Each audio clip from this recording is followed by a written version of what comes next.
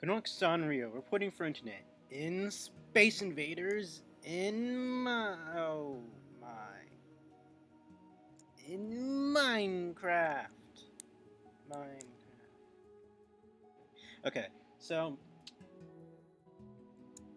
I haven't ever done a Minecraft video, and I hadn't planned to, but in the last video, I got a little bit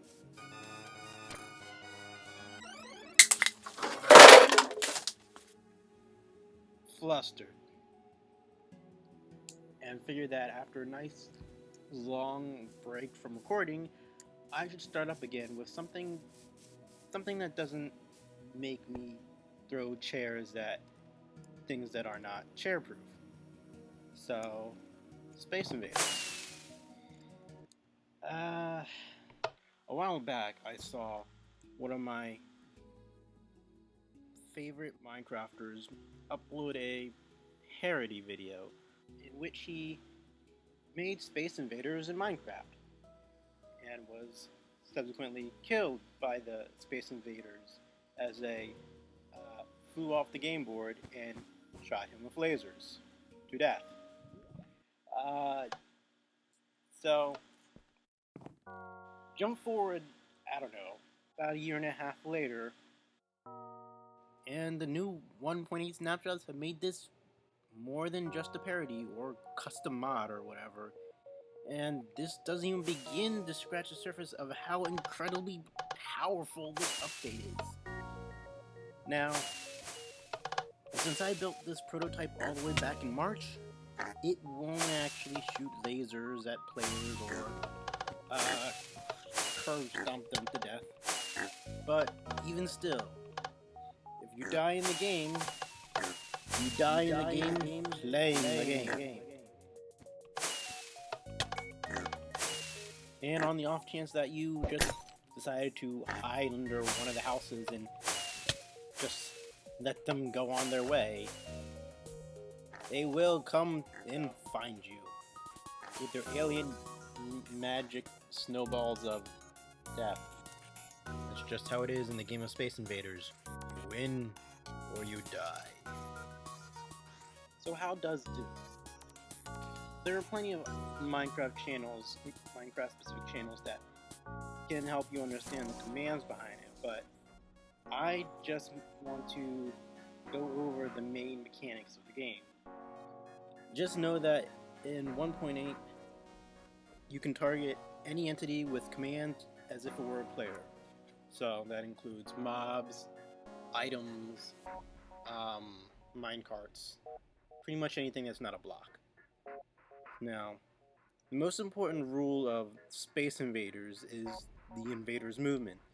They move all the way left, then all the way right, downwards, then repeat, until all of them are dead. That's pretty much the whole game. Pretty straightforward. The only problem is I need to control the number of steps the invaders take as the game goes on. So I came up with this looping item transfer design. When it's time for the invaders to move left, items go in here, trigger this command, get queued up on the right side in this cart, and repeat the process in the other direction. Now, it's worth noting that I could have had all of this set up using just command blocks, but I personally try to use as few scoreboard objectives and command blocks as possible.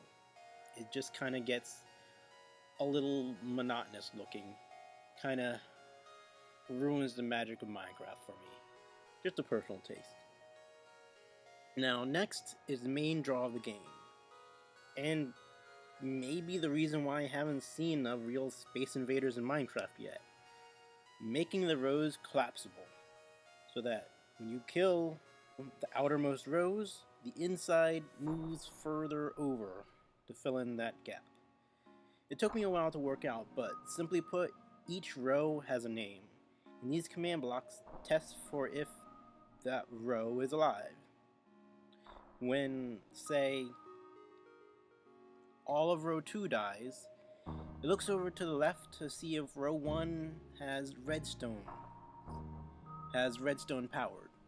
If it isn't, then that means that row is dead, and row 2 needs to move an extra 2 steps in that direction to account for the space that row 1 used to take up to get all the way to the other side of the board. Row 2 then summons an item to the left minecart. It doesn't matter which direction they're moving at the time, because if it's not time for them to move left, then it just sits in the minecart until the other items catch up with it. Now, to keep the inner rows from doing this before the outer rows are dead, these pistons force the rows to stay alive until one of the rows on either side of it is dead first, dies first, and removes the redstone block here that's keeping it on. So, that's pretty much the heart of the system. Everything else is mostly just set up in what you'd really expect. The aliens randomly drop snowballs that, if they get close to the cart, will just cause the cart to splash you with a damaging potion, which is why it hurts so much if you were like in survival mode or something. Now, it is a little bit buggy. You can potentially catch it at a bad time and break the entire system, but it's a very small window of opportunity. I'm pretty happy with it. And again, since this is a prototype, I could fix all of this when 1.8 actually comes out, but I don't care that much. I mean, it doesn't speed up like it would normally do in the game, but that's something that I'm willing to live with at the time. Maybe once 1.8 comes out or if more people take an interest, I would go and finish and make a more complete version of this Space Invaders, unless someone else wants to do it themselves. But for now, I think we're done here.